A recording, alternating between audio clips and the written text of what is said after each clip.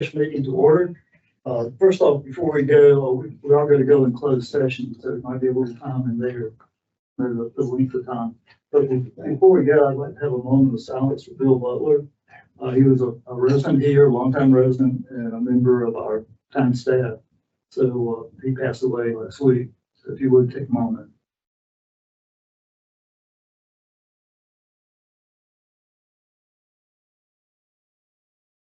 Godspeed, Bill. We need to go in closed session. Mayor, I move we go to closed session for general statute 143-382.11, parts A, 3, and 5. Preserve attorney-client privilege and to discuss a real property matter. Have a motion to go in. Second. Have a motion and a second. All in favor? Aye. We're in closed session. I think we're going upstairs. Y'all can keep the seats, we'll go upstairs.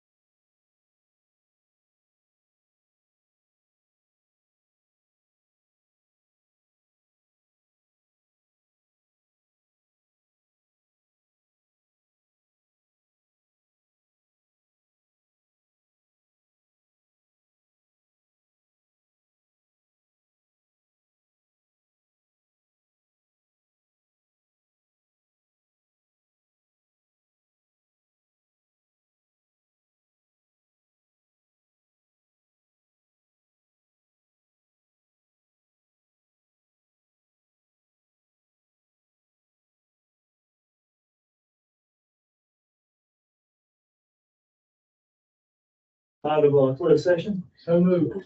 Second. all in favor? Aye. Out of closed session. Next item is public comments. Susan Croom,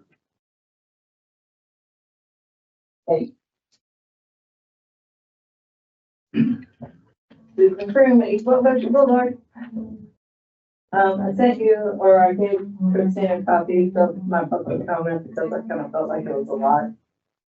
And I just want to kind of amend it a little bit after talking to Christina. She said that the realtors are doing staggered on the island now. I'm sorry, say that again. She said that the realtors were doing staggered check-in and check-out. According, that's what Christina told me. Yes, based on prior conversation with, Mayor Bax, that she was kind of in tune with that, and that's something that's already been, done prior to this. Right, so I didn't realize that when I sent that to you, so just wanted to give you that heads up.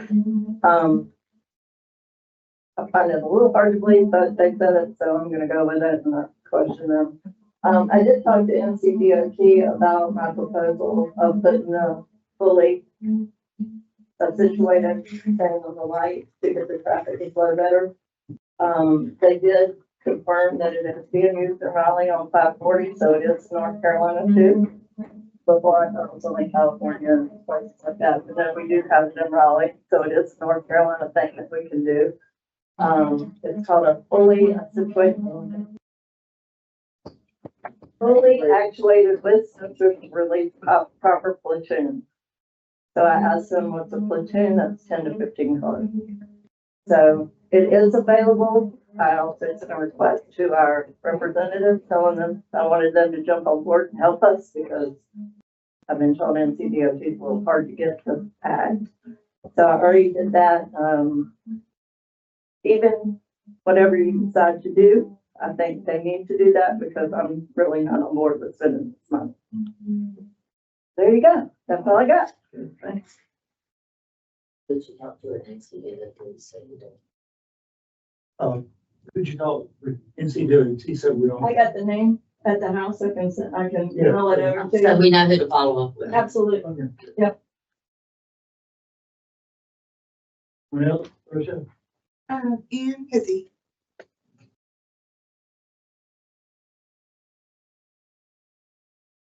It's busy, 2121 Shoreline Drive. Good afternoon. So number one, it's a DOT problem. Number two, you're not going to stop traffic. Number three, you can't fix it and you can't teach it. And anybody who comes to the island, lives on the island, visits the island, has to accept the fact that there is traffic. And those of us that do frequently have to leave the island know those time periods that it's best to travel on and when to avoid travel completely. And number five is C number two. Okay, thank you for your public comments. Item 4 is, discuss, consider, and vote on Article 6, employee benefits of personnel policy. Thank you, Mayor. As you know, we had several conversations during our budget workshops regarding some of the changes, in the insurance industry that has required us to amend our language in our personnel policy regarding retirees and insurance benefits. It is a benefit that we've had in our policy for quite some time, which would allow an employee who retires from the town with 25 years of service. There's some grandfathering there. There either have to be 25 years of service in local government. And then it was amended in 2022 to say that those 25 years all have to be with the town of Topsail Beach. But a person with 25 years who retires from the town can stay on the town's group insurance plan until they are of age of Medicare. And the town would pay a portion of their premium, insurance premium. So we had to amend that to go from a percentage to a flat fee, which we did make that decision during our budget workshops, and that has been included in our budget for 26-27. But we have had a question brought to us, a proposal, if you will, brought to us concerning how those funds could be distributed. Currently, the way that the benefit is those are reimbursement towards an insurance premium. It's been brought to our attention that it's possible that some retirees maybe would not need an actual insurance premium, and therefore they wouldn't really be able to use this benefit. And I'm trying to think of reasons or why they wouldn't. They could have some kind of another supplemental policy. They could be on a spouse's policy. They could be another entity's policy. So therefore, they wouldn't need to have premiums paid. So it has been proposed that we expand this benefit to not only cover possible premiums, but also, if you don't need a policy, any other medical related expenses. So right now, the way that it is proposed is the way that was discussed during our budget workshops. And, we did pull it out of last week's meeting so that we could see which direction the board wants to go. If the board would like to leave it the way it is, then what you have in front of you would be what we would need to adopt.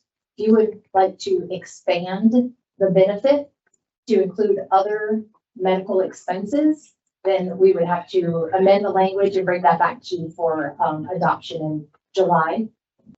But either way, the dollar amount that you guys have set for the budget it does remain the same. Hopefully I explained that well enough. So And if you're you have talking about questions, putting those benefits under like a set of an account where they have like eye exams.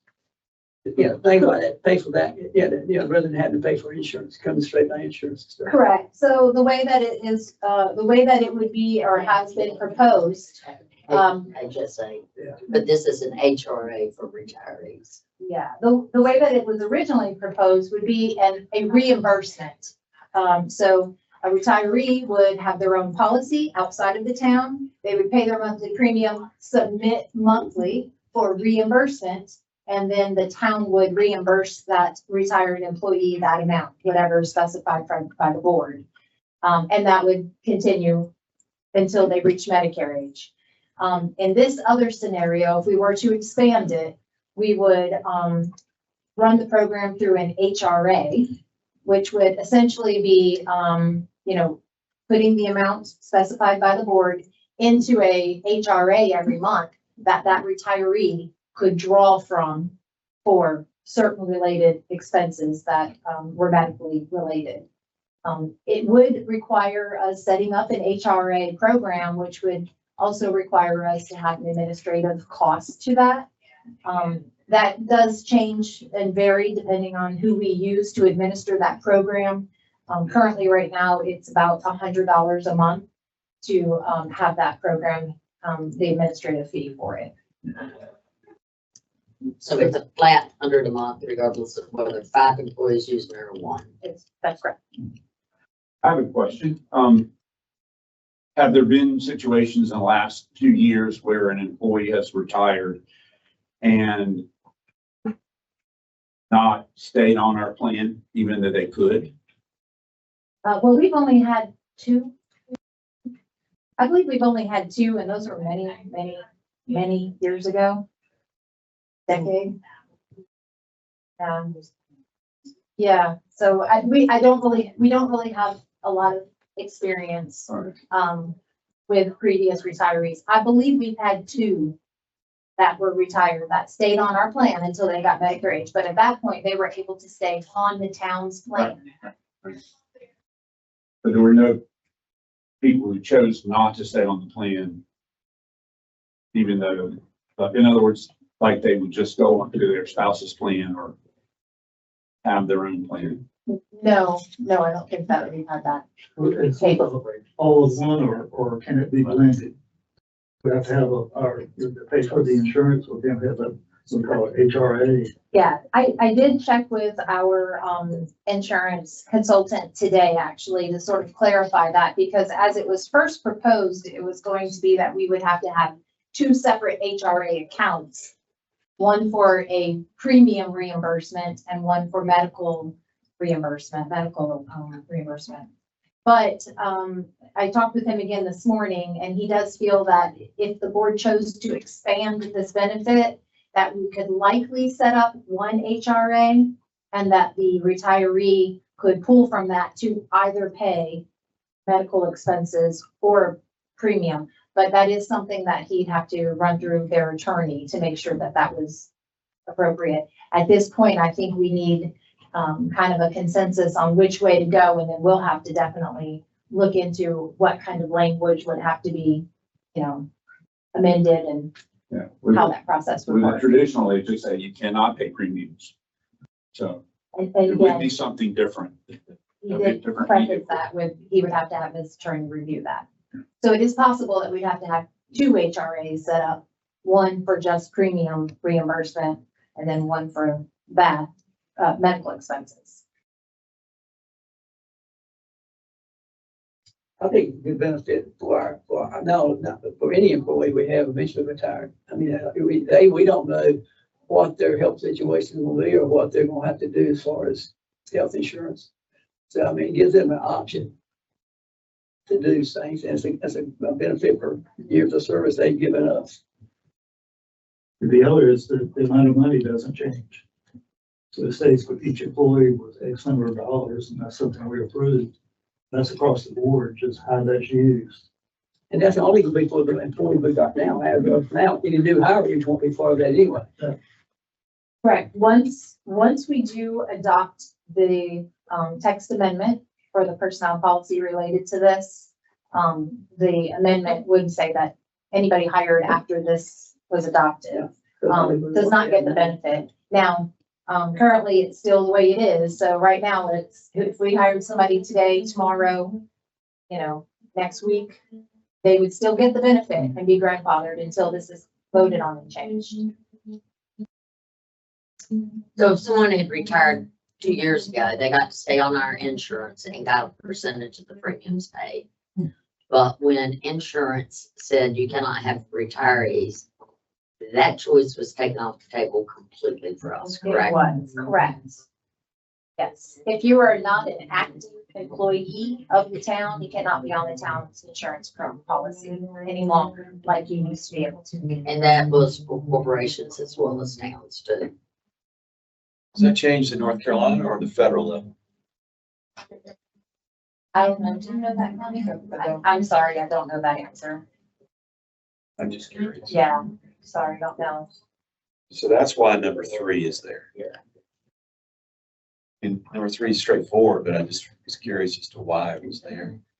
Yeah, I mean, number 3 is there basically saying that this benefit, we're no longer, having this benefit for future employees of the town. But anyone who's been hired prior to this change is grandfathered in, and you must provide that benefit. It is a vested benefit for anybody hired under that policy. The way this is written, the board of commissioners still can change the rate. Correct. Again, you gotta be very careful in how drastic you change it, but yes. So the question is really, Really, the amount's been decided right now. Do you either use it to pay an insurance premium or not get it? Or can you use it for an insurance premium, or it goes into a equivalent of a health savings account for retirees that pays for medicine or out of pocket or deductible or whatever?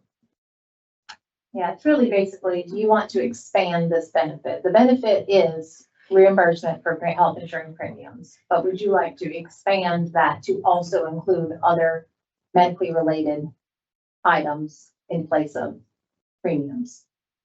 But it's up to, the total of the two won't exceed the rate that we set each year. Yes, the rate is not in question. Is it either or? Yes. You get it and it pays, you use it for premiums, or you don't need insurance. For instance, you got a spouse, you go on there, you can put it in the HSA right now, or HRA. Right now, if you were to be married and go on your spouse's insurance, you don't get it because you aren't paying for insurance. Right. Correct. You're correct. Yeah. same money, same intent. It is what the retired employee, where they put it, whether it goes for insurance premiums or. And there'd be some additional cost, I guess, to set up the program. And administer it monthly, correct? Unless they could be one HRA for both. Well, yeah, but it's still, there's still a monthly cost if it's an HRA period, but you're correct. We likely are not gonna have to have two HRA accounts. Okay, under our advertisement, we can discuss, consider, and vote. We want to move forward with this. What's the pleasure of the board? I'm ready to move forward with it as written. Oh, are you gonna add the HOA in there? Oh, that's not in here? It is not. Yeah, add that in. So, is that clear enough? Yeah, so when I draft the language, we're gonna definitely need to have it, take it to the league attorney for review, also our attorney for review to make sure that we have the language correct. So I'm just happy to do that on my own with the direction here today, with the vote here today, that's the direction you want to go with. Okay, we got a motion that we include the, change and also include the HRA option. Yes. Need a second? Second. Second, all in favor? Yes, All right. The release definition, Christine, it's just changed this section to the second line. Will contribute to an approved health insurance policy or health retirement account. Thank you very much. Okay, discuss, consider, and vote on public facility repairs. And this one will be a little easier, a little simpler. In the 25-26 fiscal year budget, the board appropriated $500,000 towards town hall renovations, knowing that the town hall was not going to be placed in the new facility as once originally thought. And so we have, as you can tell, moved forward with the renovations on that. So I apologize for the noise, the construction noise today, especially for anybody tuning in. But we are moving forward on that. We've been able to take care of the repairs that were needed for town hall. Some are still coming, but we've already have that money set aside with our quotes and our POs. Out of the 500,000, the repairs that we needed were just a little over 200,000. So we have $300,000 that is left over from that money set aside. So we won't be using it all. What money we don't use come July 1 will go back into fund balance. So, that won't be used. But what we are asking for potentially is to go ahead and use a portion of this money that we have left over to go ahead and replace the fire department roof as well as the community development building roof. Those roofs together would cost us $62,000. And that would but that was work that was already planned on being done, but we were gonna have to find the money. So we felt like, it would get all of our buildings in line. They would all have a new roof. We also just got all of the air conditions fixed in all 3 buildings. So we feel like that would put us in a position to be sustainable for a little while longer, knock on wood. So we are asking that maybe we take the 62,000 from what was designated from town hall renovations to put towards those 2 roofs. For the ages of those 2 roofs, ballpark. Where's Tom? Yeah. Okay. Old, Old. And doing asphalt. Yes, shingles, correct. plus you take care of all the repairs that are needed here. We've taken care of everything here that we needed done, and hopefully windows, we've gotten, the roof's gonna be done this weekend. We have the eaves work is being done now. We've got the air condition work done. Windows are gonna be changed out. But again, all of that money has been already set aside and designated for those projects. They're repairing the soffit, they're gonna paint the soffit. Yeah. So everything would be up for maintenance. Yeah. For a while. So we'll still have money to put in fund balance, at the end. So you can encumber that money for the roofs now, but you don't have to spend it next week, right? Correct. Yes. Does it make sense to wait 4 months until after hurricane season to replace the roofs? just in case, Yeah, potentially. But then there's a question, if they're in that bad a shape, whether you even do it. do you do it now to save you? I mean, it's a, No, they're shingles. I mean, if there's a bad storm, they're just gonna come right back off. So, I mean, that's, good point. But yeah, that's a good perspective. I think, that would be something I would definitely want to talk with Tom, our Public Works Director. He's sort of in charge of that, but that does make sense. And truly, the roofs, they need replacement, and we already knew they needed replacement. But we didn't anticipate having the funding in this year. We anticipated doing it in next year's funding if we could find it. So, I'm not gonna say that it's an emergency that we get it done, but they definitely need to be replaced. Are we using fortified roofs or we just gonna go with standard? No, apparently the fortified roofs, there's some, even with this building here, I'm sorry, I can't really speak intelligently to it, but they can basically make it fortified, but they can't give you a certificate to be fortified. I think it's, So you pay for it, but you don't get it. you get it, but you can't prove it. So you Or don't use get it- the benefit Or use that it you for an should. expense write-off and things like that, correct. But no, we weren't doing the fortified roofs. I was wondering why we weren't, and because you put the seal on that and all that, it's gonna make a whole lot of difference. Now- Are we putting, when we do the roof, are we putting that gel seal over, that plastic seal over those? Or we just using the paper and everything like that, like they used to? No, I think, yeah, you mean take the seams, gluing the seams or When they have, The you know, sealing the underlay, seams? is that what you're talking know about? about that, yeah, the plastic, doing that paper, stick, plastic stick paper, they put on. The tar paper? The seal. Sealant roof paper with new shingles on top. I think they did talk about something about sealing, putting some sort of paper or film or barrier up there and then sealing them at the joints. But I'm just saying, I just want what we need to do. I also think we have to get talk about roof man, like, we got people in town that roof people are experts. We're gonna put new roofs on, make sure we're doing what's gonna be the best. That's gonna last us the longest, Sure. rather than doing something that's gonna be, John was saying, hurricane roofs, you got roofs now that can withstand shingles, that can withstand hurricane speeds and stuff there.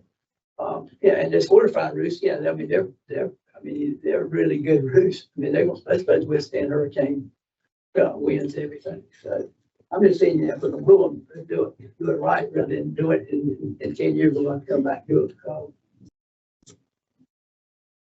I would go ahead and make a motion that since we thought we needed 500,000 for this building and didn't, and we have the money and already in our minds thought we were spending it to improve our facilities, I would recommend we encumber the funds that are necessary, put enough cushion that you'll have to come back.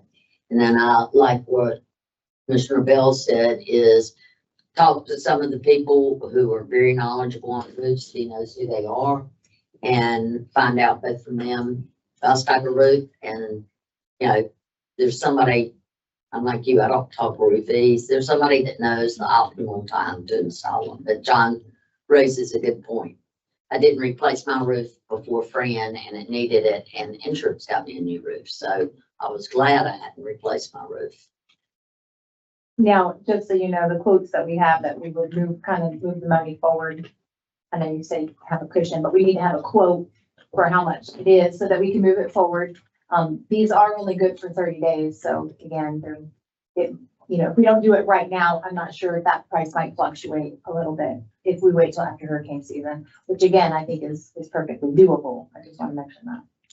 But I would make the motion, we move forward with the encumbrance for the amount to get it done, and if there's any challenges, come back. A motion and a second. I have a question, and I think I know the answer. These two buildings, fire department and the community development department, we're planning to use long-term. That's the plan right now. As far as conversation, there's been no formal vote about, what's going to really happen to the facilities, but I think there's been conversation. And the plan is to keep the fire department and use it, as public works department, and then keep community development where it is. I don't want to put any roof on a building we're gonna Yeah, not need in a year and a half. I understand. I think that's part of replacing the roof and making sure that it is sustainable so that we can continue to use it. There's a motion and a second. All in favor? Opposed? That's it. Okay, that's it. Let's go. Seven eight, discuss, consider, and vote on the traffic control MOU with Surf City. Yes. Yeah, this has been a hard one, and there's a lot of discussion both ways. This has been a hard one, and I appreciate all the comments and emails and responses that we've received. I've read each and every one of them, and I appreciate them because it does help us to kind of look at how we're going to move forward with this. The original proposal was basically for some sort of traffic control through a third-party vendor at the CVS light on weekends through Labor Day. That original quote came in at $80,000. So the proposed agreement with Surf City would have Topsail Beach responsible for 50% of that. We've kind of, after presenting this and receiving some feedback, myself and Mayor Braxton, as well as met with Surf City manager Kyle Brewer and Mayor Batts, kind of talked about how this would look and how we could go forward with this. We gave them our concerns that maybe the 50-50 split, we didn't feel was equitable. And, you know, they're kind of in the same place we are. We're all kind of under the gun behind the line right now. So what we've come up with is a little bit of a compromise and a little bit of a trial period, if you want to say. I have put the calendars in front of you guys just so we can kind of go through them. But basically, we're proposing now to try to go ahead and use this traffic control for the end of June. We're looking at only the last weekend, 27th and 28th of June. At that one intersection where CVS is. And for the month of June, that would be $6,000 total, which would be $3,000 each, Surf City and Topsail Beach splitting 50-50. Then we move into July. You see the very first weekend there, we have a holiday weekend. So we're proposing to have traffic control the Friday, Saturday, and Sunday, the holiday weekend, and then each weekend thereafter in July.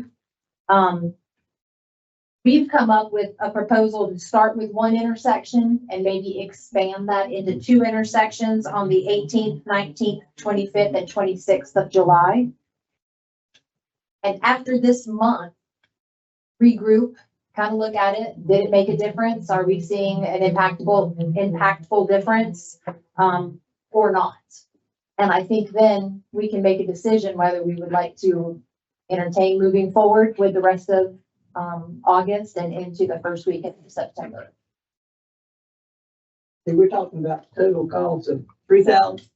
Well, there'd be $3,000 for June, and in July, if we were to do as proposed with the one intersection for the 3rd, 4th, 5th, 11th, and 12th, and then two intersections for the 18th, 19th, 25th, and 26th. That way we could see if the second intersection does relieve any more pressure. Then we would be looking at a total of $24,700 for Topsail Beach's portion.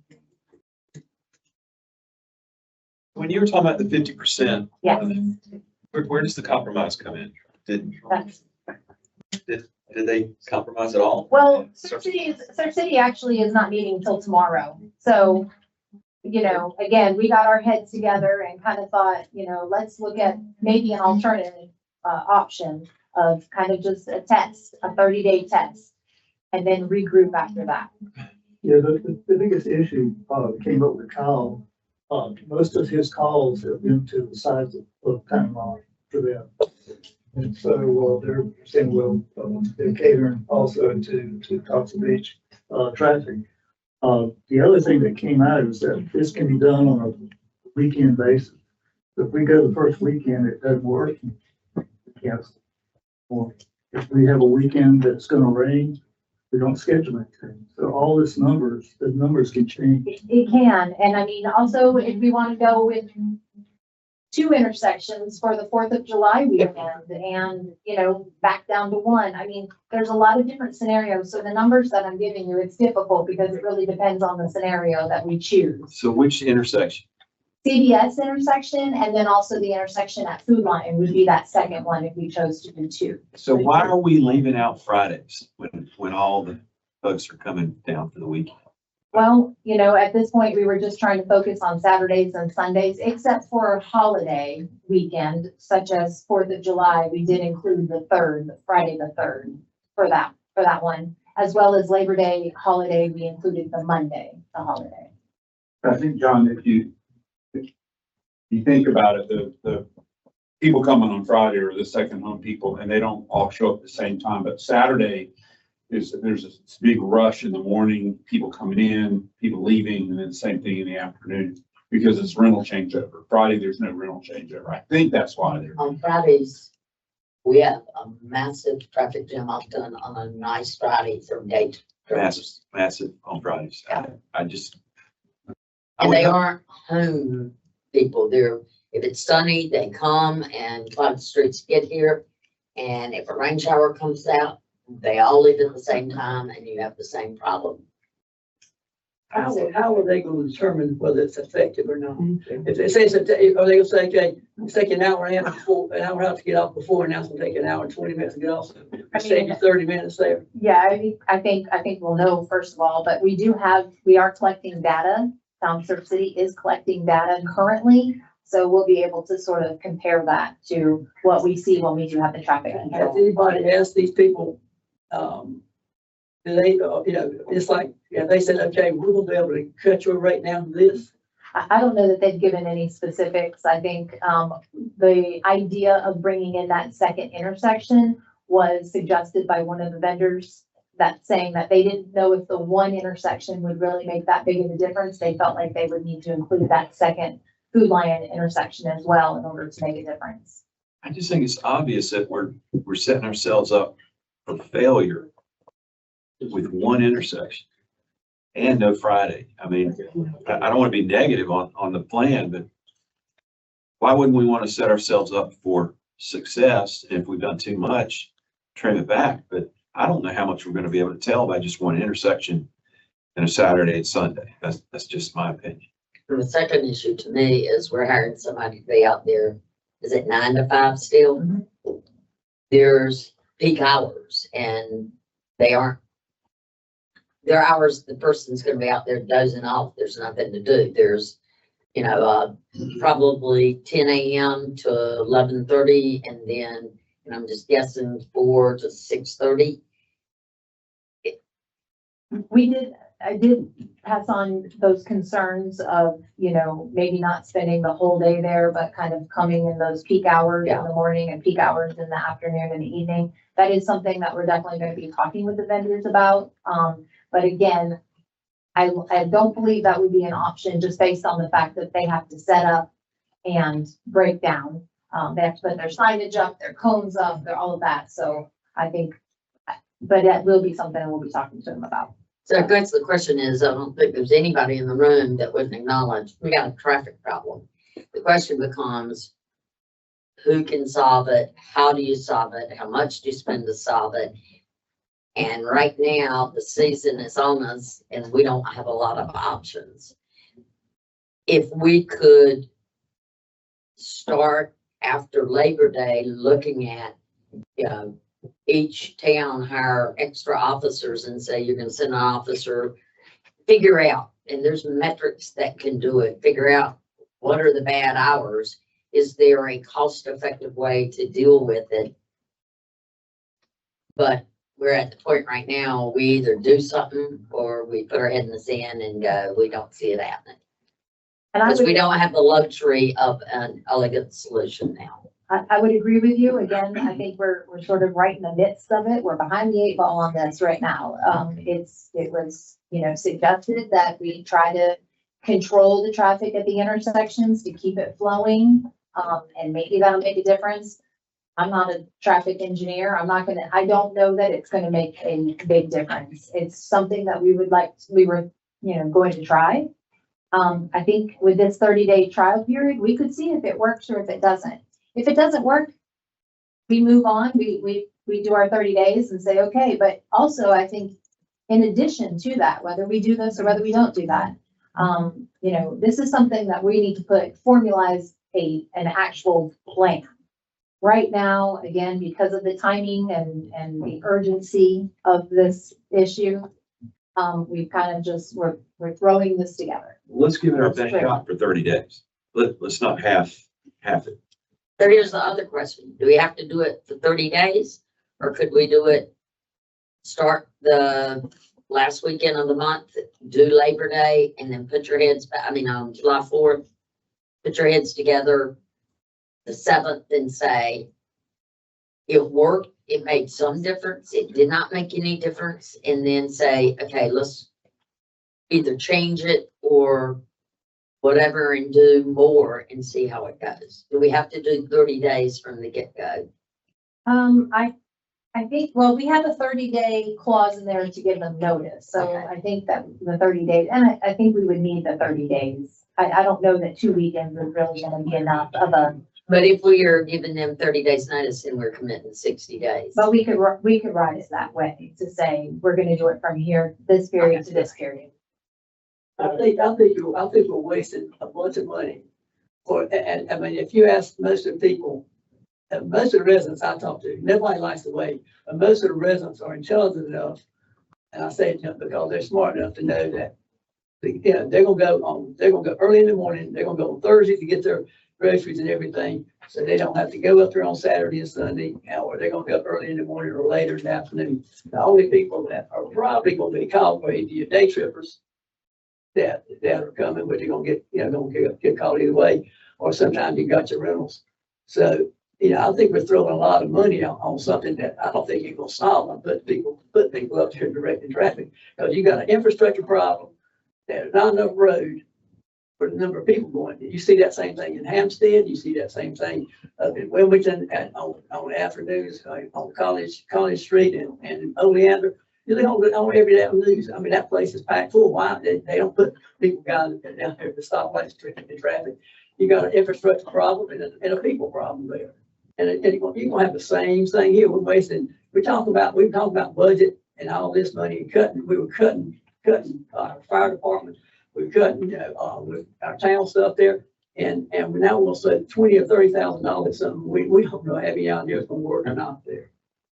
I mean, at least I think we need to at least talk to the vendors, have them come into our group and say, okay, what can we expect from that, what we're gonna do there? I mean, that's what we do on our other thing. When we get ready to spend money, we say, okay, what can we expect on what we're gonna get from this money we'll spend? Well, and I agree, I absolutely understand your point of view. The thing is, at this point though, with it being almost July 4th, by the time we get somebody in here and all that, this summer will be over with. And if that's Like what, I said, we lived through it last summer. And it's not gonna be a life or death thing if we don't do it. Yeah, we have to wait. I mean, I know that if I leave on Saturday morning to go somewhere at 10 o'clock, I'm gonna have to wait. If I go at 7 o'clock in the morning, I'm not gonna have to wait. I can get back and stuff there. If I go down to the beach shop, if I get to the beach shop at 5 o'clock, I'm gonna have to wait before I get the chair. If I go at 3 o'clock, I'm gonna go walk in, sit down and eat right away. I mean, if people got to learn, when to go and when not to go, and realize that if they go certain times, you got a problem. You got the same problem anywhere. I guarantee. Have we talked to any other beaches? Bryce Beach has the same problem we got. Any big beach. I've got friends that live wild on Saturday, Sunday afternoon when the renters are leaving that place. That big bridge is packed with traffic trying to get off that island. I think we're just wasting money on, and we need to do something about it, but we can start making plans of what we're gonna do next year, or when we're gonna do it, and get this, get the state involved. I think Susan has some good ideas. I mean, she has more about traffic than I do. That's why she put it down on this paper. I didn't know that. and again, I don't disagree with any of that.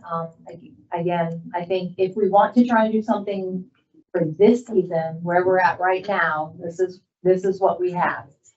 If the board would, wants us to do kind of a more comprehensive study and plan and all of that to maybe look at for next season, we can do that as well. But you could also do both, is try this, and Kyle does have a dashboard and metrics that he's looking at to see if there's measurable improvement. Where's our money coming from?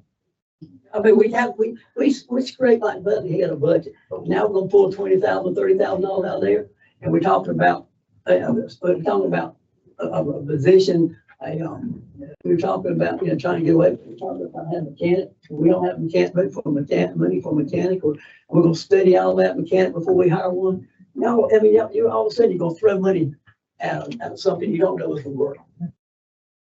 I will answer just to throw in there, as far as funding, the proposal, we would, if the board chose to do it, we would assume that we would take that out of this year's, fund, this year's budget. There is money in special projects for governing board. This would certainly fall under that category. So we could use it next year. In next year's budget, 26-27, there is no funding for it at all. Even if we were to move forward, with the next year, next season, and put a plan together, we'd have to figure that out. But I think it would give us time to get, Holly Ridge involved, Pender County and NCDOT. The DOT has the ultimate responsibility because they're state roads. How they work on things that are traffic control is a little bit different than road construction. So getting them to respond in a week period or 2-week period, it's not gonna happen.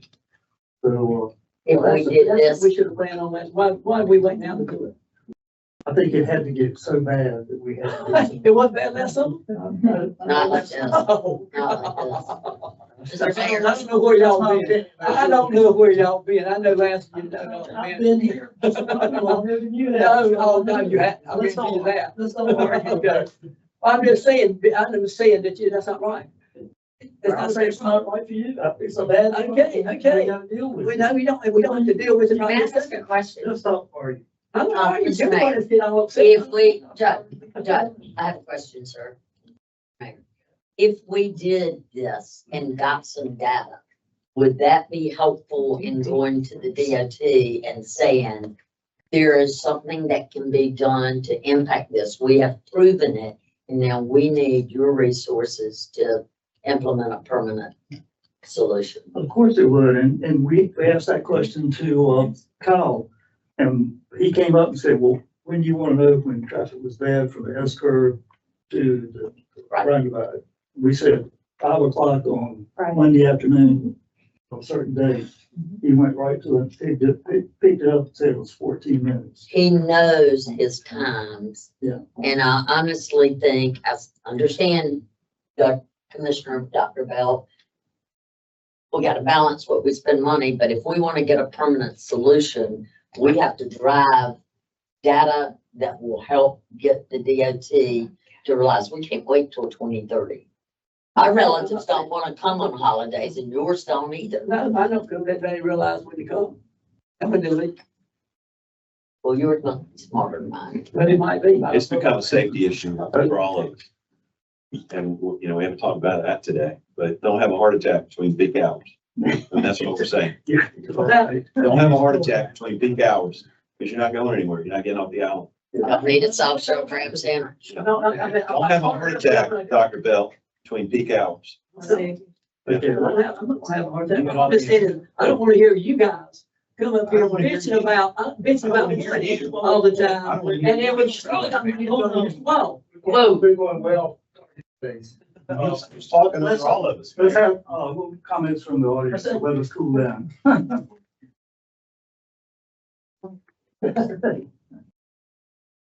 So again, Ann Pizzi, 2121 Shoreline Drive. In my mind, what I'm hearing decisions before data.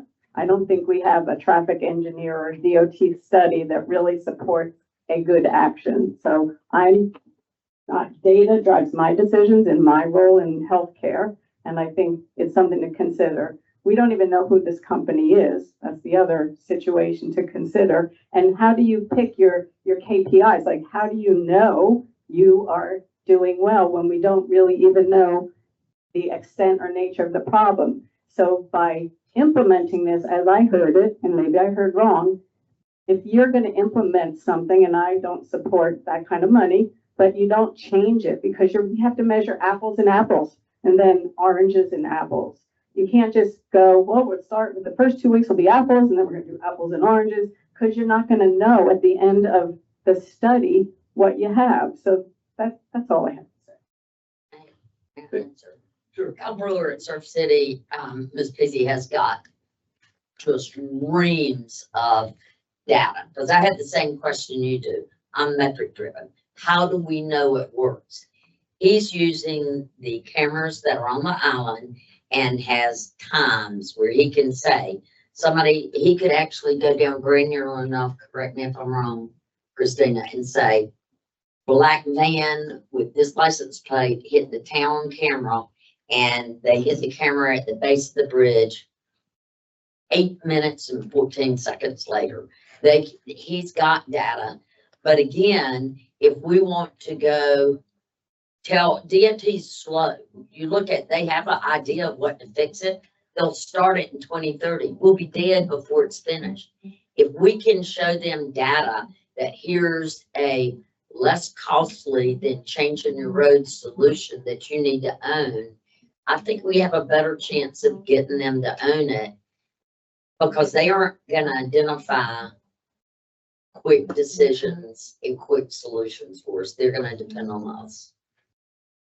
Kyle knows a lot more than we know in the room. Yeah, and I'm not saying he doesn't. For me, though, you have traffic engineers, you have DOT traffic studies. It doesn't sound like anything formal has been done. So while his data may be good, in my opinion, it should go to DOT. And what do we need to do as communities to gather forces and go somewhere where our voices will be heard? Because I think that would be pretty effective. But there's also paralysis from analysis. And I do agree. I'm not sure, exactly how granular he can get for sure, but I will say that we are collecting data, so we have historical data. We could continue to collect that same data with these traffic control measures in place, see if there's a difference. Again, that's not a very formal, traffic plan or traffic study, but it would give us an idea, and it is something that we could bring forward, hopefully, to get DOT to look a little closer. First off, I'm creeped out that he can go granular. Thank you for that. I'll think about that every time I drive over Quite that there. granular. That creeps me out. Here's my question. If you know you can find the funds this year, right? Yeah. We know we can't find them next year. Is this a solution? No. No, it's not. I don't like spending the money. I'm gonna say that another time. But if you're gonna spend it, then well, that's just money out the window, because we gotta figure out how to pay for it again next year. I just think that's silly. I don't think that's good decision making. I think the intent was get a Band-Aid on it this year and let DOT afford the cost next year. Okay, maybe that's 2030. But it could be. No, that this room is what they were talking about starting to redo the roads. Yeah. If we can give them a specific solution that's cost effective, I think we can get them engaged quickly. Like what you suggested on the types of lights that they're already using. That there are in the Our project, 1030 Ocean Boulevard. I'm not a traffic engineer. Either. Didn't say Holiday Inn Express, but I came down here Saturday, 10:40. That's the time you don't want to be coming in. I came in on 50. I'll stop it there. I see one of the problems is maybe if you put a do not turn on red at 210, that was bottleneck is because people were stopping on 50. They let people, because the traffic was backed up down the line because they were sort of snaking around, sneaking in. And people were coming in off 210 at their stop. And they keep backing it up. And 50 can't come anymore because the people turning right from 210 on the 50. So that was one issue I saw, is do not turn on red on weekends. Another one was when I got down to the traffic light on the bridge, that was nice because I got stopped at the red light and it produced a nice gap. And then I looked down and it wasn't backed up coming off the island at 10:40. I was amazed, but that light looked like it was going to stop. The big one is 210/50, and the 210 people keep shooting in, and 50 guys, they can't go anywhere. It's my observation. Think having a policeman would help. If they're just changing green to red, I don't think that helps. I think you gotta stop that flow from 210 on the 50, so people from 50 coming down can get over and scoot on down. If you've got a lot of people, that first light coming on 210, they'll scoot around, and people, we're nice out here, we'll let them in, and that backs it up, and so 50 can't come over, and 210 can't come over. But that was my observation, is that 210, they were turning it right on red, and 50 were just stopped there. And they keep coming, and it's stacked up, and 50 don't have anywhere to go at that point. And the proposal for this vendor would actually fix that problem, because the proposal would be to, as you come down 210 at CVS light, where you're gonna make a right to the island, there's kind of two lanes right there. The proposal would actually bring that to one lane. There is a traffic, a person in the middle directing traffic, so the lights wouldn't So be. they will address based on that side's backed up worse, like a sporting event, that side's slow. Y'all go, now they go. Correct, they're not manipulating the signal, if you will, they're literally going to be doing traffic control. See it for the man, I'm gonna cut through Walmart. Okay. So how are we gonna stop that? Because it's gonna happen, because it happens now. That's part of the problem. Exactly. Yeah, but it's when they're going through Walmart, they're not going through the light, so it's not gonna solve that problem. Yeah, the only thing there, if we had the two intersections, it'd be That's called. good fun, that's not Walmart. I know, but it'd be part of it. You and I both know that Walmart parking lot is like a racetrack. People trying to cut through it. I try not. I know, but other people do, and I'm one of those nice people that let people in, so I'm one of the people fuss at. Frank, Sheriff, or whoever. First, Alex, I have to compliment you on your wardrobe choice today. I wouldn't wear that shirt, but it looks really good on you. Good for you. You're not the first one to compliment me. There you are. All right, so the traffic. This is a problem that has been coming upon us for many years. And Xander Guy will probably tell you he's one of the genesis of this, with this expansion of everything's going on without proper planning for infrastructure. Having said that, I know I stood right here about a year ago, and you go back and look, and I may have to go back and do it, and said to you all, we got a traffic problem. We need to spend time and money now figuring out what the plan is. So for you all to say that this is you and you've had this issue to wrestle with for a year and a day. So having said that, I would encourage us to be a part of the solution and not part of the problem. We are being asked, I guess, or asking ourselves to invite ourselves to the table to solve a problem that's in somebody else's jurisdiction. It's not in Topsail Beach's jurisdiction. I'm happy they're asking us to help, because they could ignore it and not do anything. And then what will we have? We'd have a compounding problem of people that are gonna live more and more expansion on 17. More and more people want to come here, and we're trapped. We're gonna be trapped. I would encourage you to put some money forward to find solutions, but at the same time, find alternative funding solutions by people that should be doing this, like DOT, like Surf City. It's our problem because we live here. We can't manage something that's not in our jurisdiction, I don't think. So for us to, I don't know how to solve it. There are people that do know how to solve this. You can't go to a Carolina Hurricanes game without being directed. We've got the same problem here on the weekends. We're a public park. We've got to have some help. It's not a new problem. We need to get on the ball and fix it. I know that we have money problems, but we're gonna have worse problems than this if we don't get this solved. I encourage you to try something, and I'm about said all I'm gonna say. Thank you. Any other comments?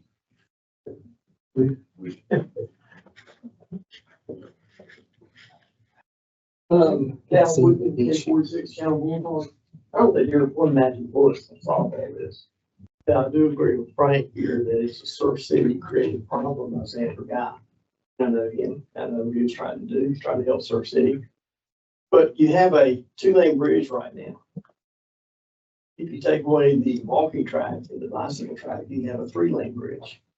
And you can do like major cities where you have 2 lanes flowing near high peak times going home, 2 lanes going off at high peak times. That's not gonna be something Surf City wants to do. And I understand that, but if you have the data-driven metrics, as Nancy was talking about, I think it'd be a wise investment to spend some money this month on a traffic flow going over the bridge. Everyone knows what the problems, the choke points are. So if you can, kind of redirect it, do some other things, I think it's gonna take 3 or 4 different things. Then what would be the total cost for what is proposed here from Topsail? 6,000 for June and 24/7 for, If we were to go with the proposal that we discussed Right. With Surf City, that would be, our portion would be a total of 24,700. Is that, And that's only for June and July. And but we would have actionable data at the end of that time. yes, but that's also, we would, yes.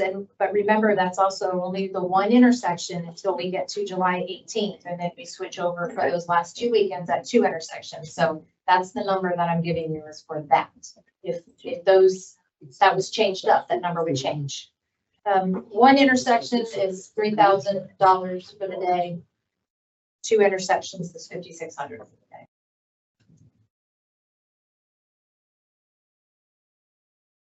Okay, Ariel, Dickens, 2121 Shoreline Drive. One, who's the company we're dealing with? Nobody has told us the name of the company.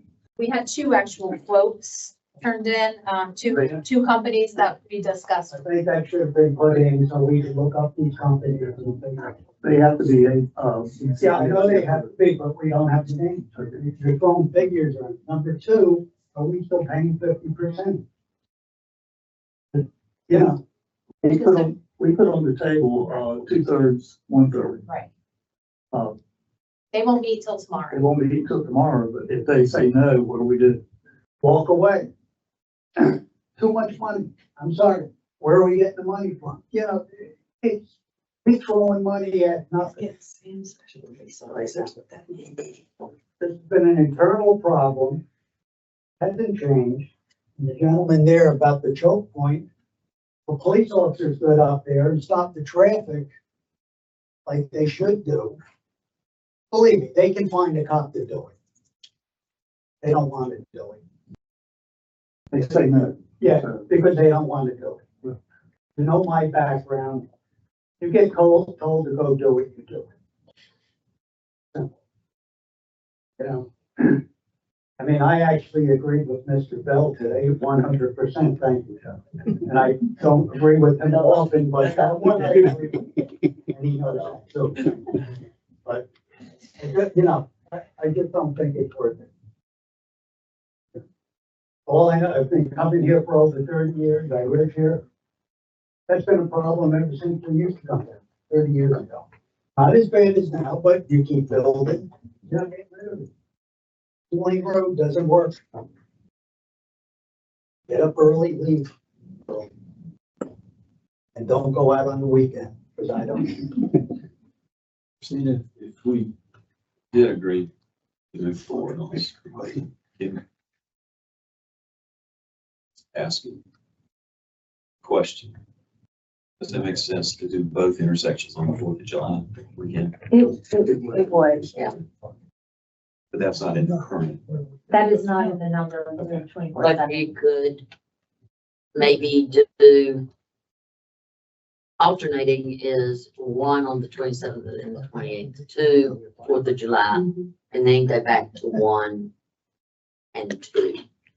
So you have bookends of the 4th of July with both options. And then you have probably equal traffic weeks in July with both options, which gives you maybe a better comparison. And we would have the option if we wanted to cancel, 2 weekends and then come back on Labor Day. Excuse me, so we have, there's a lot of flexibility in this. There is a lot of flexibility. I think the options is too good. It's kind of too great to, I think just We gotta do direction on what the board would like to see. And then working with Surf City as well, we're partnering with them. So, we're not. And the board has money in our special project, In in the this current year. board projects we have not spent this year that we could find and encumber for this right now. Yeah, yes. Are we you do have- comfortable with the vendor, you and Kyle? There's 2 vendors and yes, both Kyle met with both of them. I did not sit down with that. That was. That would have been redone. I trust him on that completely. And again, they have to be, and they are DOT approved vendors. They do this work every day all over. And just one little caveat, they do have to have a special event permit from DOT. So if we decide to move forward with this and go with a particular company, they'll have to get a DOT special event permit.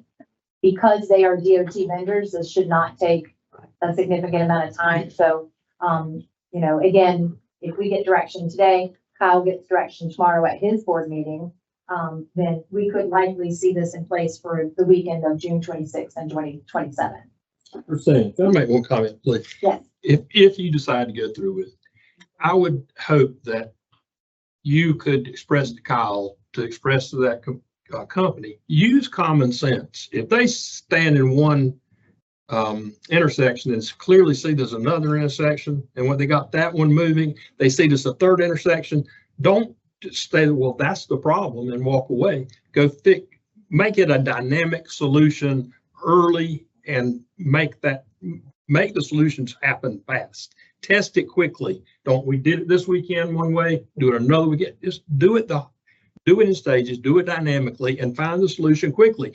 That way we'll save money. I don't know how much flexibility we'll have for them to move around. I mean, we obviously have a scope of work that we'll have agreement with them, so. But include that potentially in the scope of work, inclusive flexibility, just the thought. Which would include more funding. Okay, I think it's clear we have to do something. We had a lot of discussion that we didn't do anything last year, so we're not ready to do anything this year. Well, if we don't do anything this year, we won't be ready next year. So at some point, we have to do something. We can't just ignore the problem forever. So I believe we need to spend several tens of thousands of dollars this year to get data that will support doing something by next year, having a better plan. Ann mentioned KRIs, key results indicators.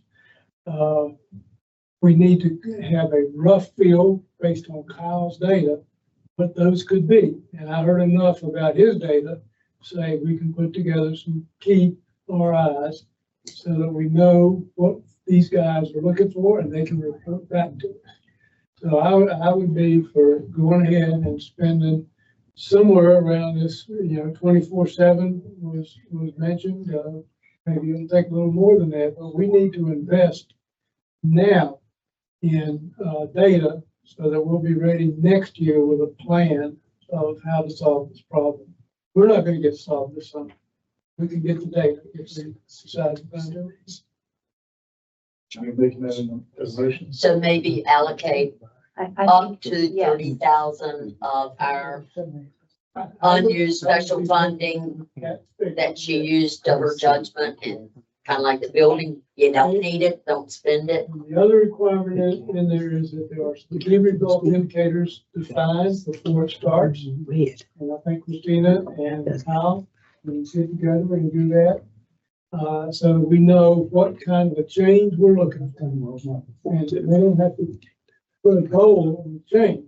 We just need to know what will the data be that we're watching this. And maybe come back and speak to us afterwards. That would be And here's what we found, here's what the data tells us.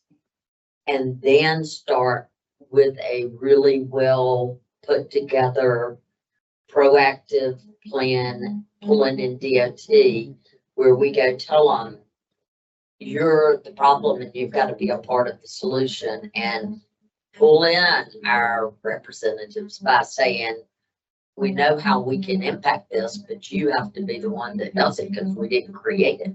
So City created a lot of it. And the other part of my thought is, let's not waste time talking about the split between Topsail Beach and Surf City. Let's just do this.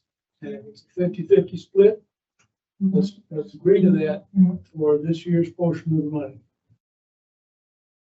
Because otherwise we waste a week talking about what's the right split.